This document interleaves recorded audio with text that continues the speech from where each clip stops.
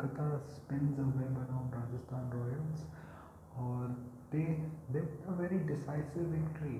मैं पहले पहले कह देता हूँ, जो मेन गलतियाँ राजस्थान की, एक पहले भाई ये जो क्रेजी निक्स ने भी बोला अपने ट्विटर पर, भाई रियान को 4 करोड़, ध्रुव जुरैल को 5 करोड़, 3 पे करो नीतीश राणा को। नीतीश राणा की इतने साल से KKR में डिमांड ही करते कि मेरे को 3 पे खिलाओ, कि मेरी पोजीशन यही है डोमेस्टिक में, मैं रन मारता हूँ।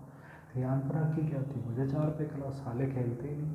ऊपर से राजस्थान का एक चीज़ लग रही है कि उनके पास वो एक बैटर नहीं है जो उनको बटलर में दिखता था, कि एक बड़ा नाम भी हो, जिसके पास एक्सपीरियंस भी हो, जो मतलब कि एक ढाल की तरह खड़ा रहे, कि अगर लोग कोलैप्स कर रहे हैं तो वो एक खड़ा है, कि जो दूसरे लोग हैं वो उसके अराउंड बैट कर सकते, वो कोई नहीं है। ऊपर से जो जितने भी सारे प्लेयर्स हैं राजस्थान के, वो अंडर कुक्ड लग रहे हैं, वो बिल्कुल अंडर कुक लग रहे हैं। मतलब कि 60-70% अपने पोटेंशियल पे लग रहे, कोई एनर्जेटिक उस रियली लग भी नहीं रहा। पता नहीं कैसे इनके सेशंस रहे हैं बिफोर स्टार्टिंग द सीज़न।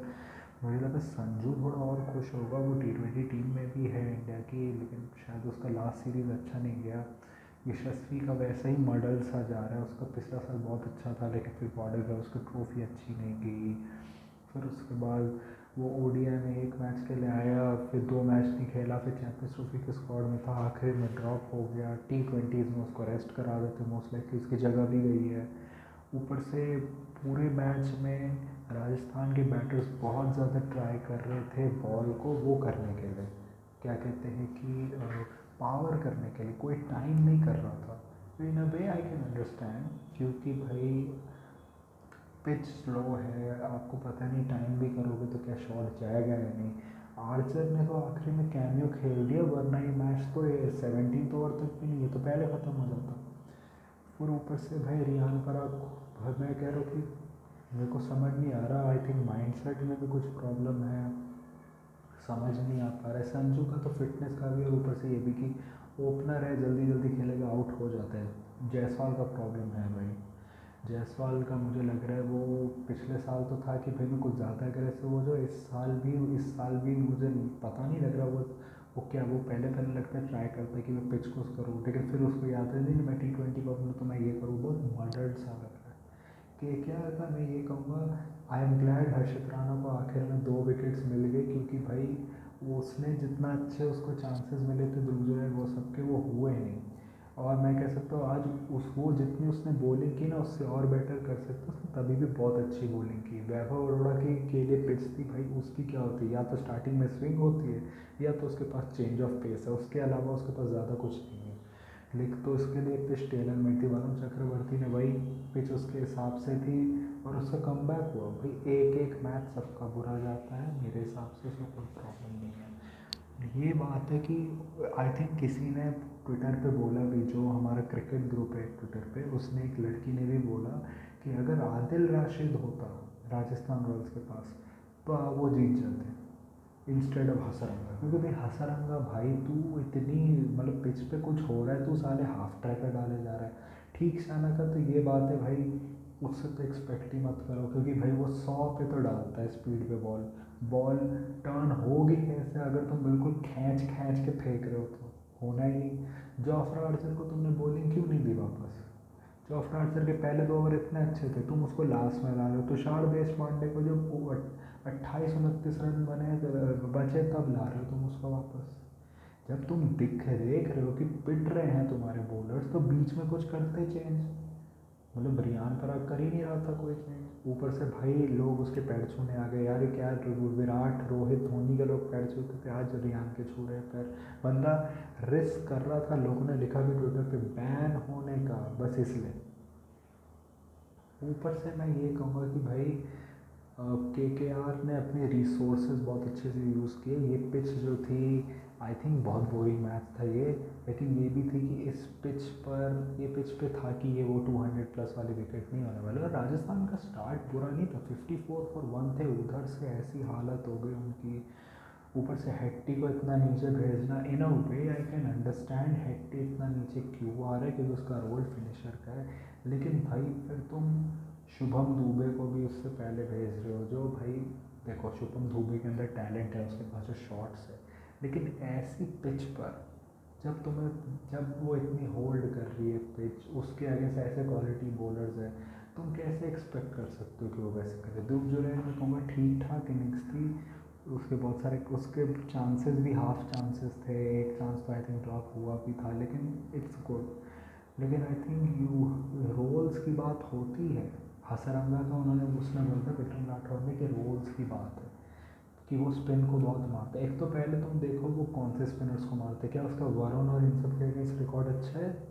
फिर उसके बाद तुम ये देखो कि क्या वो इस पिच के हिसाब से अच्छा है, क्योंकि हसरंगा सीधा के घुमाने लगा। इन अ वे आई कैन अंडरस्टैंड कि उसका जॉब था वहाँ पे जाके मतलब कि प्रेशर ऑफ करे और मतलब रन्स मारे, लेकिन इन अ वे उसकी विकेट के बाद और प्रेशर आ गया कि वो लोग भी जो दूसरे थे वो लोग भी थोड़े रुक रहे थे कि भाई अब क्या करें, इसके बाद विकेट बची भी नहीं। और ऐसा भी लग रहा था कि वो थोड़ा टाइम भी कर रहे हैं वेस्ट कि भाई हम इतने ओवर खेल रहे हैं कि अगर कोई आउट भी हो ना तो हेटमायर सही टाइम पे आ जाए, जो इन अ वे वो सही टाइम पे आया। आखिर में आर्चर ने भी छक्के मारे, तो ये भी हुआ। मैं फिर राजस्थान की बॉलिंग चेंजेस तो बहुत बुरी थी। केकेआर का मैं कहूँगा कि अजिंक्य की कैप्टनसी मतलब ठीक थी, मतलब इन अ वे उसने सही जगह पे सही बॉलर्स को किया, लेकिन इन पिचेस पर तुम्हें ज़्यादा दिमाग भी नहीं लगाना होता है, अगर मैं ऑनेस्टली कहूँ तो। और एक चीज़ ये भी मैं कहूँगा भाई, रहाणे को अगर पावर प्ले के बाद पहली विकेट गिरी है तो रहाणे को नहीं आना चाहिए। रहाणे को तभी आना चाहिए पावर प्ले के बाद अगर विकेट गिरी हो, अगर पेसर सामने। भाई एक तो पावर प्ले के बाद वैसे भी रहाणे का कोई स्ट्राइक रेट उतना सही है नहीं, ऊपर से स्पिनर्स के अगेंस्ट तो और सही नहीं है। तो तुम्हें अगर या तो आना है नंबर 3 पे तो पावर प्ले पे आओ, या तो अगर पावर प्ले का पेसर है तो आओ, वरना रघुवंशी को आना चाहिए था उस समय। रघुवंशी ने ठीक खेला, उसकी मैच अवेयरनेस अच्छी थी, वो पिच जब तक वो आया था तब वो अच्छी बॉलिंग भी नहीं कर रहे थे और पिच भी थोड़ी सी ठीक हो रही थी, लेकिन मेरे हिसाब से रघुवंशी टॉप 3 का खिलाड़ी है। ऊपर से ये बात कि मोइन अली ने बहुत अच्छा कंट्रीब्यूशन दिया मेरे हिसाब से, मतलब कि उसने जो बॉलिंग की देखिए उसके हिसाब से पिच की उन्होंने सही रिप्लेसमेंट किया, क्योंकि इन वे पिच भी वैसी थी। अगर ये नॉर्मल पिच होती और अगर मोइन अली नारायण का रिप्लेसमेंट होता, जो मोस्ट लाइकली तभी भी होता, तो ये अच्छा चॉइस नहीं होता, क्योंकि मोइन अली वो ऑफर नहीं कर सकता। मेरे हिसाब से आपको अंग्रेज को भेज देना चाहिए था ओपन पे, it took the safer option, क्योंकि मोइन अली बहुत सारे जो दूसरे टूर्नामेंट्स होते हैं उसमें ओपन करता है, लेकिन यहाँ उसने कुछ किया नहीं, घटिया तरीके से रन आउट भी हो गया, साला पैर फंस गया उसका। लेकिन ओवरऑल मैं कहूँगा कि राजस्थान को एक तो बहुत ज़्यादा फ़नी चीज़ें ना करे भाई, रेगुलर पे आ जाए, ये किसी को 3 किसी को 4, भाई एक प्रॉपर बैटिंग लाइनअप रखो जिसमें ध्रुव जुरैल 5, रियान 4, नीतीश राणा 3, यशस्वी और संजू सैमसन ओपन। और ज़्यादा से ज़्यादा अगर तुम्हारी विकेटें ज़्यादा गिर गई हो तो शुभम दुबे को लाओ, वरना 6 पे हेटमायर को ही भेजो। हेटमायर भी भाई वो थोड़ा रुक जाएगा, तुम्हें अगर लगता है कि भाई उसको प्रॉब्लम हो जाएगी तो कह दो कि रुक जाए, कह दो नहीं मारे, कह दो कि जब 3 आखिर के 3 ओवर बचे तब तुम मारियो। लेकिन उनको ये करने की ज़रूरत है। ऊपर से बॉलिंग लाइनअप उनकी बहुत बुरी है भाई, बहुत बुरी। अगर उनको हर मैच में हसरंगा और उस पर डिपेंड करना पड़ रहा है, तीक्षाना तो गए।